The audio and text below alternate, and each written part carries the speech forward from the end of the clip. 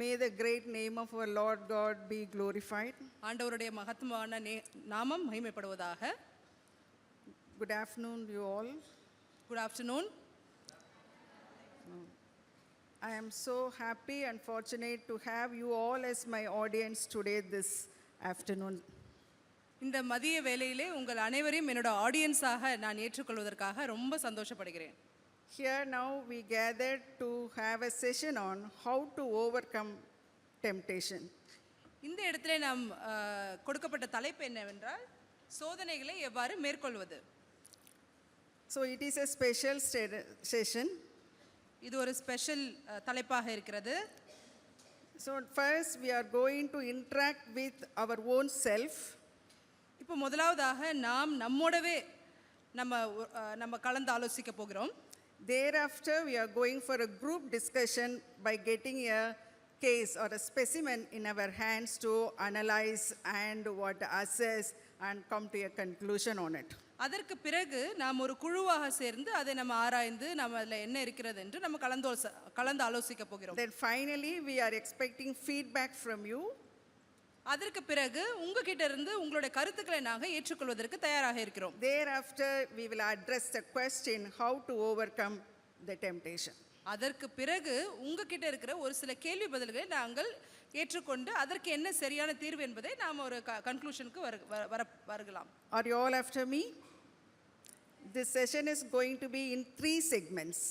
So இந்த நேரமானது ஒரு 3 பிரிவுகளாக இருக்கிறது. First I am going to urge and stir up your own thinking by telling about temptation to interact within you. உங்களுடைய எண்ணங்களை சோதனைகள் என்று சொல்லும் டாபிக்கு கீழே என்ன இருக்கிறது என்பதை ஒரு தூண்டுதலாக நான் உங்களுக்கு முன்பாக வைக்க விரும்புகிறேன். Thereafter we are going to give a specimen sample in your hands to discuss and analyze and assess on it. அதற்கு பிறகாக அந்த தலைப்பின் கீழாக இருக்கிற ஒரு மாதிரியை உங்க கையில கொடுத்து அதை நீங்க ஆராய்ச்சி பண்ணும்படியாக உங்ககிட்ட நாங்க கொடுக்க போகிறோம். Thereafter we are inviting your feedback and different perceptions and we will be concluding that in a fair biblical conclusions. அதற்கு பிறகாக உங்ககிட்ட இருந்து ஒவ்வொருத்தர்கிட்ட இருக்கிற கருத்துக்களை நாங்கள் வாங்கிக் கொண்டு அதை சத்தியத்தின் சார்பாக எப்படி இருக்கிறது என்று நாம் ஆலோசிக்க போகிறோம். Yes. First of all, I want to ask you a question. What do you mean by temptation? முதலாவது உங்ககிட்ட ஒரு கேள்வி கேட்க போகிறேன். Temptation, சோதனை என்றால் என்ன? Yes, anybody else have any answer? Quick, please. யாருக்காவது பதில் தெரியுமா? It's a very familiar word. நமக்கு எல்லாம் தெரிந்த ஒரு வார்த்தையா இருக்கிறது temptation. Every day we are encountering with it. ஒவ்வொரு நாளும் நாம் அதை எதிர்கொள்கிறோம். Yes, please. Anybody else? யாராவது ஒருத்தர்? Yes, we will go quickly. நாம் சீக்கிரமாக இந்த தலைப்புக்குள்ளாக செல்லலாம். First of all, it is a hidden desire. Hidden desire. மறைவாக இருக்கின்ற ஒரு ஆசை. It is a hidden desire. ஒரு மறைக்கப்பட்ட ஒரு ஆசை. Why it was a hidden desire? ஏன் அது ஒரு மறைக்கப்பட்ட ஆசை? Because it involved in a forbidden action or things. அது செய்யக்கூடாத விஷயங்களை சம்பந்தப்பட்டதாக இருக்கிறது. Yes, following me? உங்களுக்கு புரிகிறதா? It is a hidden desire. நமக்குள்ள இருக்கிற ஒரு மறைவான ஒரு ஆசை. Involved in a forbidden actions. செய்யக்கூடாத ஒரு விஷயத்தோடு சம்பந்தப்பட்டு இருக்கிறது. For example, அதுக்கு ஒரு உதாரணம் என்னன்னா, my hidden desire is I want to become rich. என்னுடைய ஒரு மறைவான ஒரு ஆசை என்னன்னா நல்ல ஒரு பணக்காரன் ஆகணும். How do I become rich? நான் எப்படி ஒரு பணக்காரியாக முடியும்? Oh, I found an answer. எனக்கு ஒரு பதில் தெரியுமே. Stealing. திருட வேண்டும். I can make quick money. நான் சீக்கிரமா பணம் சம்பாதிக்கணும். Okay. சரி. So now I am that hidden desire make me to involve in a forbidden action. அந்த மறைவான ஒரு ஆசை என்ன தூண்டுகிறது என்றால் செய்யக்கூடாத ஒரு விஷயத்தை செய்யும்படி தூண்டுகிறது. I want to become a first rank holder. நான் வகுப்பிலே முதல் மார்க் எடுக்கணும்னு நினைக்கிறேன். How do I? நான் எப்படி பண்ணுவேன்? Very smartly. ரொம்ப ஸ்மார்ட்டா யோசிச்சு copying.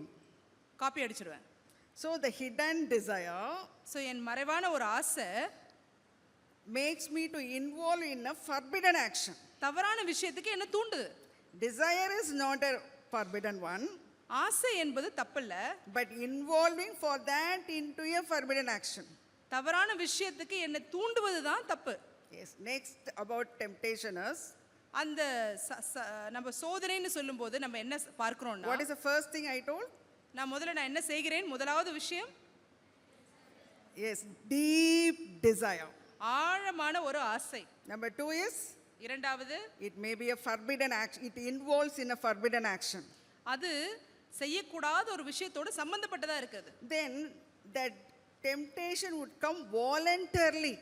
அந்த சோதனை எப்படி வரும்னா தானாகவே வரும், சுலபமாக. Unwarrantably it will be coming. அது நமக்குள்ளாகவே இருந்து பிறக்கிறதா இருக்கும். Yes, my desire is I want to become rich. என்னோட ஆசை நல்ல பணம் சம்பாதிக்கணும்னு. I have a thought of stealing. நான் திருடணும்னு ஆசைப்படுறேன். When I happen to enter into one room, நான் ஒரு ரூம்க்குள்ளாக, ஒரு அறைக்குள்ளாக நான் போகும்போது nobody is there. யாருமே இல்லைங்க. No surveillance. ஒருத்தரும் என்ன If I பார்வையிடல. have taken something from someone's bag, nobody knows. யாரோட பேக்ல இருந்து நான் எடுத்தனாலும் யாரும் என்ன பார்க்க போறதில்ல. Then that situation comes to me very voluntarily without taking any effort for it. அந்த ஒரு சூழ்நிலை எப்படி அமையும்னா யாருமே யோசிக்காத வகையில சுலபமா ஈஸியா அதுவாவே அப்படியே அமைஞ்சிடும் Then நம்மளுக்கு. what I am doing? அப்ப நான் என்ன பண்றேன்? I am diving into it. நான் அதுக்குள்ள நான் பிரவேசிக்கிறேன். I throw myself to do it. என்னையே அந்த விஷயத்துக்குள்ளாக செய்வதற்காக நான் என்ன ஒப்பு கொடுக்கிறேன். After taking that money, அந்த பணத்தை நான் திருடினதுக்கு அப்புறமேட்டு the stage of the temptation shifted to the stage of a sin. என்னுடைய அந்த ஒரு படியிலிருந்து அடுத்த படி பாவத்தை நோக்கி என்னுடைய அடுத்த படி நகர்கிறது. Yes, forbidden desire, ஒரு செய்யக்கூடாத விஷயத்தை செய்கின்ற ஒரு ஆசை, hidden desire, ஆழமான ஒரு ஆசை, thought of involving in a forbidden action. ஒரு செய்யக்கூடாத விஷயத்தை நான் செய்ய வேண்டும் என்கின்ற ஒரு எண்ணம். That opportunity comes voluntarily to me. அதை செய்யக்கூடிய வாய்ப்புகள் அதிகமாக தானாவே வந்து அமைவது. Then I will be diving into it or throwing myself into it. என்னையே அதுக்குள்ள நான் செலுத்தி நான் அதுக்குள்ள கடந்து போவது. Then I committed sin. இப்படி செய்வதன் மூலமாக நான் பாவத்தில் விழுந்து போகிறேன். Temptation gradually leads to sin. இந்த சோதனை நம்ம ஆட்டோமேட்டிக்கா நம்மள அந்த பாவத்துக்குள்ளாக கொஞ்சம் கொஞ்சமாக கொண்டு செல்கிறது. It damaging my image. அது என்னுடைய சாயலை, தேவ சாயலை கெடுத்து போடுகிறது. It damaged my spirit. என்னுடைய ஆவியை குலைத்து போடுகிறது. My communions with God is seized. தேவனோடு எனக்கு இருக்கின்ற ஒரு ஐக்கியத்தை அது நொறுக்கி போடுகிறது. My soul suffered with a guilt. என்னோட ஆத்மா குற்ற உணர்ச்சியில தவிக்கிறது. My body changes its gets psychologically as well as biologically. என்னோட உடலானது அந்த ஒரு ஆத்மீக விஷயங்களில் எனக்கு ஒரு சில பாதிப்பை ஏற்படுத்துகிறது. So totally I damaged my image. நான் என்னுடைய சாயலை நான் கெடுத்து போடுகிறேன். Yes, it causes fear and guilt. எனக்கு ஒரு பயத்தையும் குற்ற உணர்ச்சியும் கொண்டு வருது. This is some of the explanation I could give for temptation. இந்த ஒரு விளக்கத்தை தான் சோதனைக்கு முன்பாக, சோதனை என்ற தலைப்பின் கீழாக நான் உங்களுக்கு முன்பாக கொண்டு வருகிறேன். Yes, next is, இதற்கு அடுத்ததான தலைப்பு, when your temptation has come, இந்த ஒரு சோதனை உங்களுக்குள் வந்திருக்கும் பொழுது we have the freedom to exercise our choice. நமக்கு முன்பாக இருக்கிற எல்லா சாய்ஸஸையும் அதை நம்ம உபயோகப்படுத்தும்படியாக நமக்கு ஒரு சுதந்திரம் கொடுக்கப்படுகிறது. Yes, when the temptation has come, நமக்கு அந்த சோதனை வரும்பொழுது choice number 1 is, நமக்கு வருகின்ற ஒரு சாய்ஸ் ஆனது resisting it. அதை நாம் தடுத்து போட வேண்டும். Resisting it. அதை நாம் எதிர்த்து நிற்க வேண்டும். Number 2 is, இரண்டாவது, involving into it. நாம் அதற்குள்ளாக நம்மை உட்படுத்த வேண்டும். These are the two choices. இந்த ரெண்டு சாய்ஸ் நமக்கு முன்பாக இருக்கிறது. First choice is resisting. முதலாவது அதற்கு எதிர்த்து நிற்பது. It is very difficult.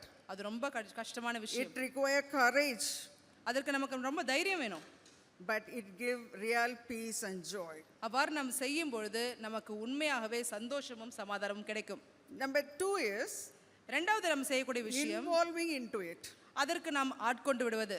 It is very easy. அது ரொம்ப சுலபமான We விஷயம். will be yielding to it without any difficulty. அந்த சோதனைக்கு அப்படியே நம்ம உட்படுத்தி நம்மளை அப்படியே அதற்குள்ளாக நம்ம நம்ம அதுக்கு விழுந்து போவது. Then we will be reached to the state of sin.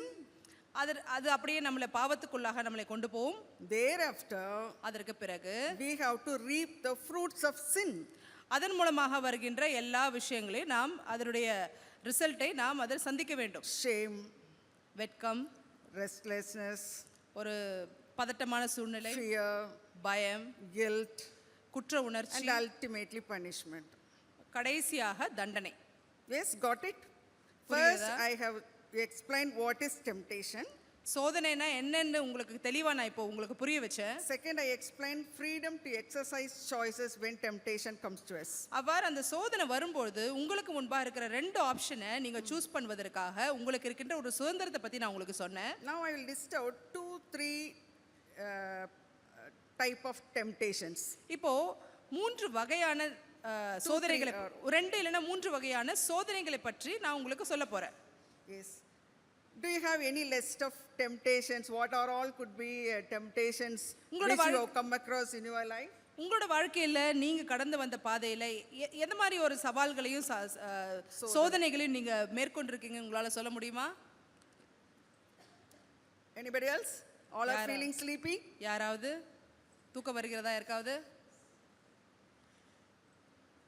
Yes, many times you would not have thought that even this would have been a temptation. ஒரு சில சமயங்கள்ல நாம் சோதனைக்குள்ள இருக்கிறோம்னு நமக்கு தெரியாமே நம்ம நிறைய சமயத்துல But we are doing very normally all that.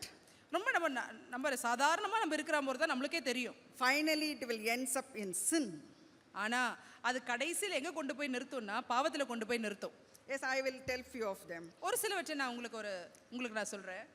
One of the temptation I discovered was impressing others. ஒரு சில சோதனைகள், அதாவது நான் புரிந்து கொண்ட ஒரு சோதனை என்னன்னா மற்றவர்களுக்கு ரொம்ப impressing others. மற்றவர்களை நம்ம பிரியப்படுத்துற மாதிரி இருக்கிற ஒரு சோதனை. Making undue impact upon others.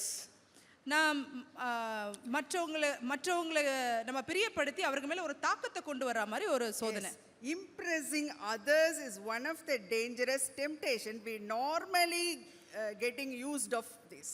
மனுஷங்களை பிரியப்படுத்துவதற்காக நாம் மேற்கொள்ளக்கூடிய விஷயங்கள் ஒரு சாதாரணமான ஒரு சோதனையாக நாம் பார்க்கலாம். Doing everything for the sake of doing others, doing to impress others. செய்யற எல்லா விஷயங்களும் மற்றவங்களை பிரியப்படுத்தணும் என்கின்ற ஒரு இன்டென்ஷனோட மட்டுமே செய்கின்ற விஷயங்கள். Not doing with any definite purpose for it. அதுக்குன்னு ஒரு நோக்கத்தோட எதுவும் செய்யறது இல்ல. Not on any need of it. அதை செய்ய வேண்டிய கட்டாயத்துக்காகவும் செய்யறது இல்ல. Not as a duty of us. அதை செய்ய வேண்டிய ஒரு கடமைக்காகவும் செய்வதில்ல. Just to impress someone. ஏதோ மற்றவங்களை நான் பிரியப்படுத்திட்டு போனோம் அந்த ஒரு விஷயத்துக்காக மட்டுமே செய்கின்ற விஷயம். It may be parents sometimes. அது ஒரு சில வகையில அம்மா அப்பாவை திருப்திப்படுத்துவதற்கு பிரியப்படுத்துவதற்காக கூட நீங்க It may செய்யலாம். be sometimes teachers we could impress. உங்களுக்கு கற்றுக் கொடுக்கிற டீச்சர்ஸ்களை பிரியப்படுத்தணும்னு கூட நீங்க செய்யலாம். Sometimes I want to be the best friend of so and so, so I want to impress her than all other group of people. ஒரு சில சமயங்களில் உங்க ஃப்ரெண்ட்ஸ் உங்களோட நண்பர்களை பிரியப்படுத்தணும்னு சொல்லிட்டு அந்த குழுவில் உங்களுடைய நண்பரோட கேங்ல நீங்க எல்லாரையும் பிரியப்படுத்தணும் கூட நீங்க செய்யற விஷயங்களா இருக்கலாம். Yes, even sometimes with the boyfriends. உங்களுடைய ஆண் நண்பர்களை பிரியப்படுத்துவதற்காக கூட நீங்க செய்யலாம். Yes, impressing others, it will goes on like that as per our age. In the beginning it will be the parents, thereafter the friends. Now when you have grown up, it may be with to impress your boyfriends.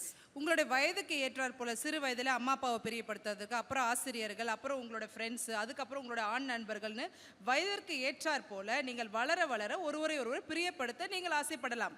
Is it wrong to have a boyfriend? ஆண் நண்பர்களை வைத்திருப்பது தவறா? Yes.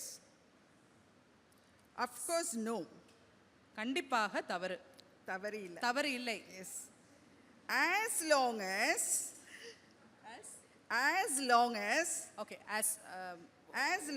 ஒரு கட்டம் வரைக்குமாக you are maintaining it as a exclusive friendship, அதை ஒரு நட்பாக மட்டுமே நீங்கள் வைத்திருக்கிற வரைக்கும் there is no issue in it. அதுல எந்த தவறும் இல்லை. Yes, are you carefully watching me? என்ன நீங்க புரிந்து கொள்கிறீர்களா? Because it is inevitable in where you are studying acquired higher schools and colleges. நீங்க ஆண் பெண் ரெண்டு பேரும் சேர்ந்து படிக்கின்ற அந்த பள்ளிக்கூடத்துல படித்தீர்கள்ல There are அவங்கள so தவிர்க்க many முடியாது. projects, team activities we are involving.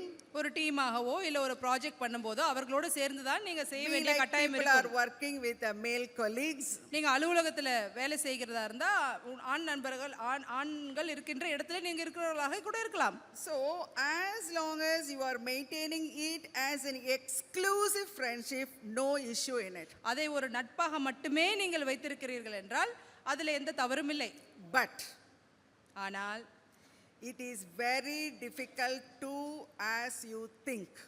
நீங்கள் நினைக்கிறதுக்கும் அது ஒரு மிகவும் கடினமான ஒரு விஷயம். It is not so easy to get into it and maintaining it. ஆனா நீங்க நினைக்கிற மாதிரி ரொம்ப சுலபமான விஷயம் இல்லை. அந்த விஷயத்துக்குள்ள நம்ம ஈடுபட்டோம் என்றால் அந்த லிமிட்டை மெயின்டைன் பண்ணுவது ரொம்ப ரொம்ப கஷ்டமான விஷயம். ஏனென்றால் it may be easily twisted. அதை எப்படி வேணா எல்லாரும் திருச்சி சொல்லுவாங்க. Not the friendship itself will be twisted. அந்த நட்பே திருச்சி பேசுகிற அளவுக்கு அது மாறிவிடும். Not பேசுகிற அளவுக்கு. நட்பே மாறிவிடும். Yes, the friendship itself will twisted. அது ட்விஸ்ட் ஆகிவிடும். Yes, it will be twisted. அது It will be mysterious. அது ஒரு புரியாத ஒரு மறைமுகமான ஒரு It கருத்தாக could be for மாறிவிடும். some time unexplained. அதை ஒருத்தருக்கு புரிய வைக்க முடியாத ஒரு விஷயமாகிவிடும். It will go on like that. அது அப்படியே போய்விடும். And also it has become thicker than earlier. அது முன்பு இருந்ததை விட இன்னும் இப்போ இருக்கிற காலங்களில் அது கொஞ்சம் சிரமமாகவே இருக்கிறது. It may lead to sin. அது நம்மை பாவத்துக்குள்ளாகவும் கொண்டு போகும். When you are not able to demand not able to yield the demand, it will become a problem also. அந்த நட்பு உங்களுக்கு என்ன கேட்கிறதோ அதை நீங்க செய்யாத பட்சத்திலே அது உங்களை பாவத்துக்குள்ளாக You கொண்டு will be போகும். trapped. நீங்க அதற்குள்ளாக விழுந்து விடுவீர்கள். So it is not easier to be in friendship with the opposite sex. உங்களுடைய எதிர்ப்பாளரோடு நட்பு வைத்துக் கொள்வது நீங்க நினைப்பது போல ஒரு சுலபமான விஷயம் அல்ல. சிரமம். Yes, it is அது மிகவும் difficult. சிரமமான விஷயம். Yes, it is. Having friendship is not wrong. நட்பு வைத்திருப்பது தப்பல்ல, But we தவறல்ல. are all very much seasoned and matured enough to maintain it. அதை நம்ம அந்த நட்பு வைத்திருந்தால் அதை நம்ம கொண்டு போவது கொஞ்சம் சிரமமான விஷயம். அது மிகவும் சுலபமான விஷயம் அல்ல. Yes, it will be twisted. அதை ட்விஸ்ட் பண்ணி சொல்வது, It will become mysterious. அது மறைபொருளாகவும் இருக்கும். We are not able to understand it. அதை நம்ம புரிந்து கொள்ள முடியாது. Many times it is not be explained. அதை மற்றவர்களுக்கு நம்ம விவரித்து சொல்ல முடியாது. Then when at one point you are not able to yield the demands of the friend, you will be trapped. ஒரு கட்டத்தில் எப்படி ஆகிவிடும் என்றால் அந்த நட்பு அவங்க சொல்ற உங்களோட சக ஃப்ரெண்ட்ஸ் சொல்ற விஷயங்களை நாம் பூர்த்தி செய்ய முடியாத நேரத்தில் அது நம்மை பாவத்துக்கு கொண்டு போகும். It will be start as a friend. அது ஒரு நட்பாக ஆரம்பிச்சு Then it grows in chatting. அது அப்படியே சாட்டிங்ல கொண்டு போய் Then patting. அப்புறம் தொட்டு பேசுகிறதுல The ஆரம்பித்து degree of impressing the person is steadily increasing. மற்றவர்களை பிரியப்படுத்துகின்ற விஷயம் கொஞ்சம் கொஞ்சமாக அது மேற்கொண்டு போய் Then the next stage is flying kiss. அடுத்தது ஃப்ளையிங் கிஸ் கொடுப்பதில் கொண்டு போய் Then in the cheeks, kissing in the cheeks. கன்னத்திலே முத்தமிடுகிறது வரைக்கும் வந்து Then later, அப்புறம் என்ன ஆகும்? there is a circumstances favorable. ஒரு சில சூழ்நிலைகள் நம்மளுக்கு சந்தர்ப்பம் கரெக்டா அமைஞ்சதுன்னா Then lip locking. அப்புறம் உதட்டோடு முத்தம் கொடுக்குற அளவுக்கு போகும். Then finished everything. அப்புறம் எல்லாம் முடிந்து விடும். Yes, it is necessary to be gentle and humble. நாம் மிகவும் தாழ்மையாகவும் பணிவாகவும் இருப்பது நல்லது. But we should not diving into it. நாம் அதற்குள்ள விழுந்து விடுவது மிகவும் கஷ்டம். Desire you cannot stop. உங்களுடைய ஆசைகளை நிறுத்துவது கஷ்டம். But you have every right to resist it. அந்த ஆசைகளை நீங்கள் எதிர்த்து நிற்பது உங்களால் முடியும். It is our right. அது நம்மளுடைய உரிமை. It is not our duty. அது நம்மளுடைய கடமைன்னு சொல்ல It மாட்டேன். is our right. அது என்னுடைய உரிமை, நம்முடைய உரிமை அது. Yes. சரியா? Yes. So this is making impression upon others is what the first and the foremost temptation for all of us, impressing others. மற்றவர்களை பிரியப்படுத்துவது முதலாவது நாம் பார்க்கின்ற ஒரு சோதனையாக Then இருக்கிறது. another temptation I discovered was அடுத்த ஒரு சோதனைன்னு நான் பார்த்த ஒரு விஷயம் என்னவென்றால் pretension. மாய்மாலம் செய்வது. This is also very, very common. இதுவும் மிகவும் எல்லாருக்கும் தெரிஞ்ச ஒரு விஷயம் We தான். are using different masks. நிறைய வகையான முகத்திரைகளை நாம் போடுகிறோம். Christian gathering, we are wearing one mask and singing hymns. சபைகளிலே இந்த மாதிரி கூடுகிற இடத்திலே நாம் நன்றாக பாட்டு பாடி நம்மை நல்லவர்களாக காட்டிக்கொள்கிறோம். The friends gathering, நம்ம ஃப்ரெண்ட்ஸுங்களோட நண்பர்களோடு இருக்கும் பொழுது we are wearing a different mask. அப்பொழுது வேற ஒரு முகத்திரையை நாம் போட்டுக்கொள்கிறோம். Filthy comments, தவறான வார்த்தைகளை பேசுகிறோம். vulgar vocabularies, அவதூறான பேச்சுகளை பேசுகிறோம். offensive languages. மற்றவர்களை குற்றப்படுத்துகின்ற ஒரு விஷயங்களை So பேசுகிறோம். these are all continuing. இதெல்லாம் இருக்கிறது. Yes. So in the usage of phone also the same. நாம் மொபைல் ஃபோன் யூஸ் பண்ற விஷயத்திலையும் அப்படிதான். It will start as a genuine search ஒரு சும்மா ஒரு சர்ச் பண்ணுவதில் ஆரம்பிக்கிறது. for our study purpose. நம்ம படிக்கிற ஒரு விஷயத்துக்காக தான் நம்ம சர்ச் பண்ண Then ஆரம்பிக்கிறோம். unconsciously you will be traveling into it. நமக்கே தெரியாம அப்படியே அதுல பயணித்து அந்த மொபைல்ல ஏதோ சைட்டுகளுக்குள்ள போகிறோம். Finally ends up in the forbidden site. தேவையில்லாத போகக்கூடாத வெப்சைட்டுகளுக்கு நாம் போகிறோம். You would not have been know that you will be watching this pornography. உங்களுக்கே தெரியாது பார்க்கக்கூடாத தவறான போனோகிராஃபி போன்ற பெரிய சைட்டுகளுக்கு நீங்கள் செல்கிறீர்கள் என்று. So this is then you are pretending as you know nothing. அப்புறம் நம்ம எப்படி மாய்மாலம் செய்கிறோம்னா எனக்கு ஒண்ணுமே தெரியாது என்று. Yes. So these are all such vices. இதெல்லாம் ஒரு சில விஷயங்கள். These are all to be resisted. இதையெல்லாம் நாம் எதிர்த்து நிற்க வேண்டும். Then another thing also there, but we will be, time permits, we will be discussed in the closing session, thinking oneself either too high or low. இன்னும் ஒரு விஷயம் இருக்கிறது, இன்னொரு சோதனை. அது தன்னை குறித்து ரொம்ப மேலாக உயர்வாக யோசிக்கிறது. அதற்கு இப்ப நேரம் இல்லை. நேரம் இருந்தால் நாம் கடைசியாக நாம் the conclusion Yes, time I told what is temptation. சோதனை என்றால் என்ன? Then there are two, we have the freedom to exercise our choice on it. நமக்கென்று கொடுக்கப்பட்ட சாய்ஸை நாம் மிகவும் விடுதலையோடு நாம் செயல்படுகின்ற ஒரு Then I விஷயமா have இருக்கிறது. told two types of temptations. ரெண்டு வகையான சோதனைகளை குறித்து நாம் பார்த்தோம். Commonly we involve in it.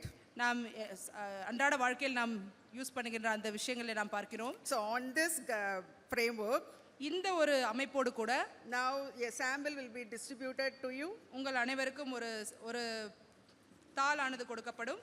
Then you go with your group leaders. நீங்க ஒருவரும் உங்களோட குரூப் லீடர்ஸ் கிட்ட போவீங்க. Read it out. அதை படிப்பீங்க. Analyze it. அதை நீங்க ஆழ்ந்து ஆராய்ந்து Assess it. அதுல என்ன இருக்கு என்று அதை Try நீங்க to give answer to the question following. அதுல கொடுக்கப்பட்டுள்ள கேள்விகளுக்கு நீங்கள் பதில்களை கண்டுபிடிப்பீர்கள். And come with your impressions. So இதை கண்டுபிடித்த பிறகு உங்களுடைய அனுபவத்தை நீங்கள் என்ன யோசிக்கிறீங்க என்பதை நீங்கள் எங்களுக்கு பகிர்ந்து கொள்வீர்கள். Now we can disperse for group discussion. நாம் இப்போ நம்மளோட குரூப் டிஸ்கஷன் கடந்து போவோம்.